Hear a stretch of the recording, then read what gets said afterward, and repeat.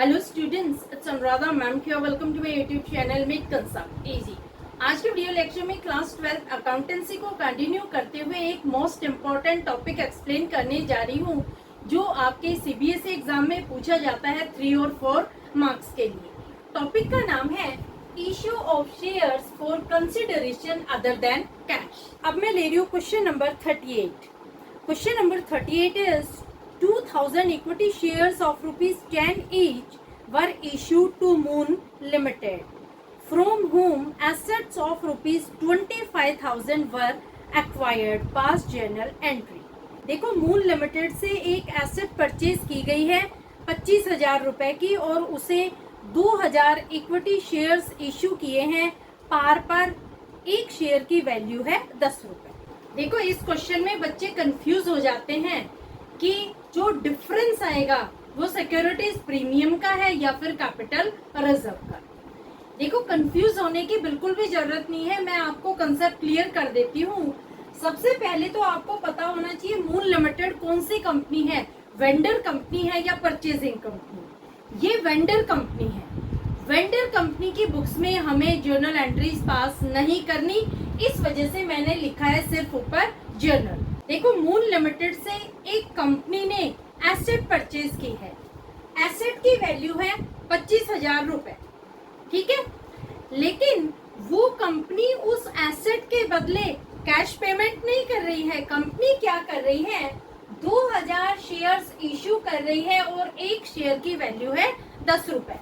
तो 2000 को जब आप 10 से मल्टीप्लाई करेंगे, इसका मतलब कंपनी 20,000 रुपए दे रही है मून लिमिटेड को।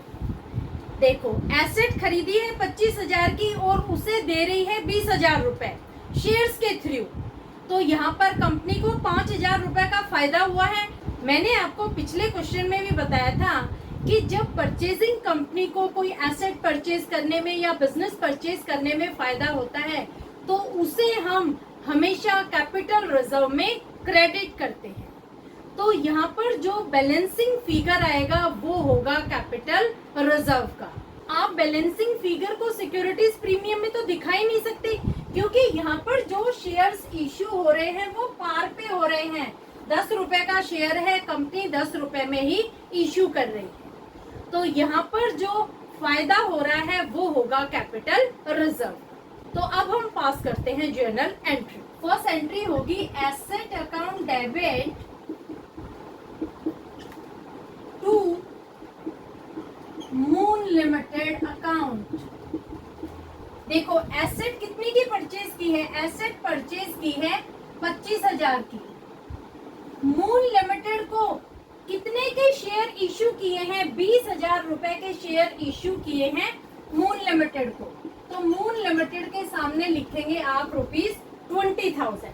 दोनों अकाउंट में डिफरेंस आ रहा है, 25,000 एसेट अकाउंट डेबिट साइड ज्यादा है और जो क्रेडिट साइड है वो है 20,000 रुपए, यानी 5,000 रुपए बैलेंसिंग फिगर के हैं। तो जो ये 5,000 रुपए है ये है कैपिटल रिजर्व के। To capital reserve account amount आएगी ₹5,000। नरेशन होगी asset purchased from Moon Limited. First entry clear होगी। ज्यादातर बच्चे इसी एंट्री में मिस्टेक करते हैं। वो क्या करते हैं, एसेट अकाउंट को 25,000 से डेबिट कर देंगे, मून लिमिटेड को भी 25,000 से क्रेडिट कर रहे हैं। क्यों भाई, आपने मून लिमिटेड को 25,000 रुपए दिए हैं?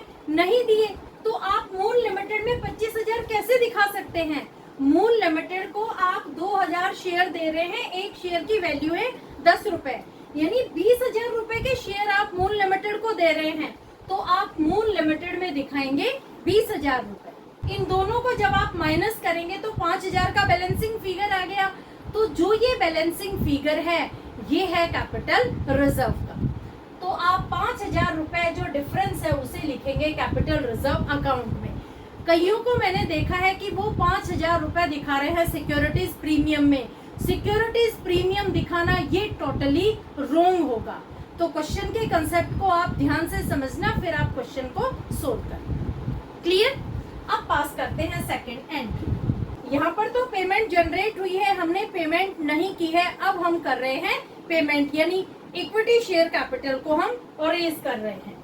तो हम लिखेंगे Moon Limited account debit, amount कितनी आएगी, अमाउंट आएगी ₹20,000 to equity share capital account, amount is ₹20,000।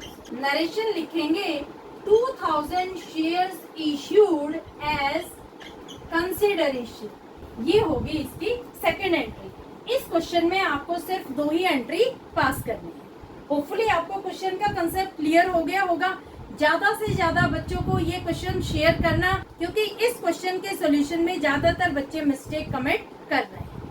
Clear? Thank you so much.